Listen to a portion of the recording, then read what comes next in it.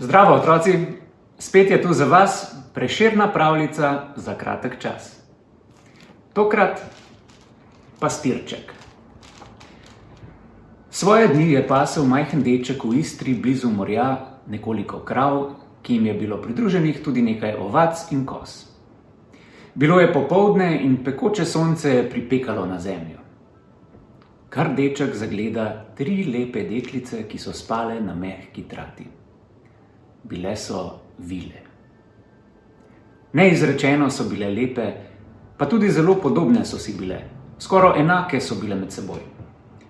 Mirno so ležale in vsaj na videz sladko spale.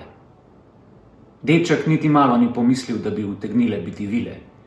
Mislil je, da so navadne deklice, ki so se po soncu sprehajajoče utrudile, pa so legle in zaspale. Toda sonce jih bo upeklo, misli deček sam pri sebi. Škoda tako lepih obrazov, moram jim pomagati. Splezal je na bližnjo lipo, nalomil par košatih vej in jih zasadil okoli deklic tako, da jih sonce ni moglo nič več ožgati. Nedolgo nato so se vile zbudile in vstale. Prično se čuditi in spraševati druga drugo, kdo le je bil tako usmiljen, da jih je ubranil pred sončno pripeko. Dobro pa so vse vedele, kaj se je bilo zgodilo. Kajti vile nikdar ne spe, temveč se le narede, kot bi spale. Spraševale so le zato, da vidijo, ali se bo deček oglasil ali ne. Pastirček pa se ni oglasil. Marveč je poizkušal celo zbežati, ker vil ni mogel gledati.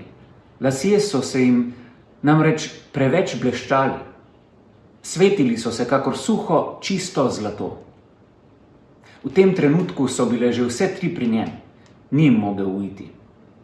Povprašale so ga, kaj hoče v dar, ker jih je obvaroval pred žgočim soncem. Deček pa si ni upal nič prositi. Ponujale so mu čudno mošnjo denarjev, ki ni v njej nikdar zmanjkalo rumenih cekinov. Toda pastirček za vse to ni nič maral, ker denarjev še poznal ni. Da bi se pa z denarjem samo igral in ga ogledoval, tudi ni hotel. Kajti denar je mrtev. On pa je imel živa goveda in ovce, ki so mu bile nadvse. Ko so vile to opazile, so mu rekle, ko boš zvečer gnal domov, boš slišal za seboj od morja sem zvončkljanje vsakovrstnih zvoncev. Pa nikar se med potjo ne oziraj, dokler ne prideš domov. To so rekle in izginile. Zdaj šele je deček spoznal, da to niso bile navadne deklice, kakor druge, ampak bržkone vile. Počasi se je sonce bolj in bolj nagibalo v morje in pastirček žene svojo čredico domov. Čim bolj se je bližal domu, tem večje zvonjenje in binglanje je slišal za hrbtom. Toda pozabil je, kar so mu bile vile naročile. Ko je bil že na pol pota, se radoveden obrne, da vidi, kdo li žene za njim toliko blaga.